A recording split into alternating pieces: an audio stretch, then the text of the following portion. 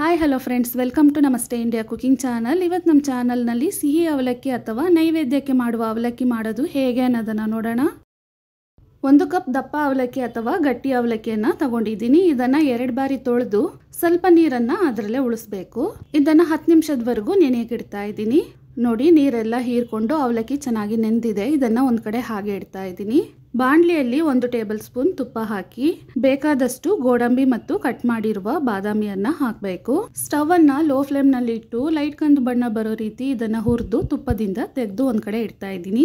ಇದರಲ್ಲೇ ಅರ್ಧ ಕಪ್ ತುರಿದ ತೆಂಗಿನಕಾಯನ್ನ ಹಾಕ್ತಾ ಇದ್ದೀನಿ. ಅವಲಕ್ಕಿಯನ್ನ ತಗೊಂಡಿರುವ ಅದೇ ಕಪ್ ನಲ್ಲಿ ಎಲ್ಲ ಅಳತೆಗಳನ್ನ ತಗೊಬೇಕು. ತೆಂಗಿನಕಾಯನ್ನ 1 ನಿಮಿಷ ಬಾಡಿಸಿದ್ಮೇಲೆ ಕಟ್ ಮಾಡಿರುವ 4 ರಿಂದ 5 ಖರ್ಜೂರದ ಹಣ್ಣನ್ನ ಹಾಕಿ ಅದ್ರ ಜೊತೆಗೆ 1/4 ಕಪ್ ನೀರನ್ನ ಸೇರಿಸ್ತಾ ಇದ್ದೀನಿ. ರೆಡಿಮೇಡ್ ಬೆಲ್ಲದ ಪುಡಿಯನ್ನ ತಗೊಂಡಿದ್ದೀನಿ. 1 ಕಪ್ ಅವಲಕ್ಕಿಗೆ 1 ಕಪ್ ಬೆಲ್ಲದ ಪುಡಿಯನ್ನ ಹಾಕ್ತಾ ಇದ್ದೀನಿ. ಉಂಡೆ ಬೆಲ್ಲಗಿಂತ ಈ ಪುಡಿಯನ್ನ ಹಾಕಿದ್ರೆ ರುಚಿನೂ ಬಣ್ಣನೂ ತುಂಬಾನೇ ಚೆನ್ನಾಗಿರುತ್ತೆ. 8 ಏಲಕ್ಕಿಯ ಸಿಪ್ಪೆಯನ್ನ ತೆಗೆದು 1 ಸ್ಪೂನ್ ಸಕ್ಕರೆ ಜೊತೆಗೆ ಪುಡಿ ಮಾಡಿದ್ದೀನಿ. ಅದನ್ನ ಹಾಕ್ತಾ ಇದ್ದೀನಿ. ಬೆಲ್ಲ ಇವಾಗ ಚೆನ್ನಾಗಿ ಕುದೀತಾ ಇದೆ. ನೆನೆಸಿಟ್ಟಿದ್ದ ಅವಲಕ್ಕಿಯನ್ನ ಹಾಕ್ತಾ ಇದ್ದೀನಿ. ಬೆಲ್ಲವನ್ನ ಪಾಕ ಏನು ಮಾಡಕ್ ಬೇಕಾಗಿಲ್ಲ. ಇದ್ರ ಜೊತೆಗೇನೆ ಇನ್ನೊಂದು ಟೇಬಲ್ ಸ್ಪೂನ್ ತುಪ್ಪವನ್ನ ಹಾಕ್ತಾ ಇದ್ದೀನಿ. ಬೆಲ್ಲದ ನೀರು ಡ್ರೈ ಆಗೋವರೆಗೂ ಇದನ್ನ ಬಾಡಿಸ್ಬೇಕು.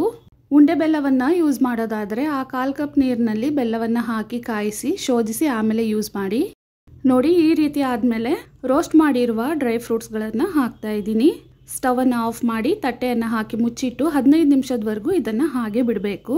15 ನಿಮಿಷ ಆದ್ಮೇಲೆ ಅವಲಕ್ಕಿ ಈ ರೀತಿ ರೆಡಿ ಆಗಿರುತ್ತೆ.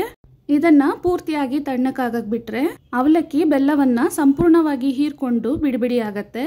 ವೀಕ್ಷಕರೇ, ಈ ವಿಡಿಯೋ ನಿಮಗೆ ಇಷ್ಟ ಆಗಿದ್ದರೆ ನಮ್ಮ ಚಾನಲನ್ನು ಲೈಕ್ ಮತ್ತು ಸಬ್ಸ್ಕ್ರೈಬ್ ಮಾಡಿ. ಧನ್ಯವಾದಗಳು.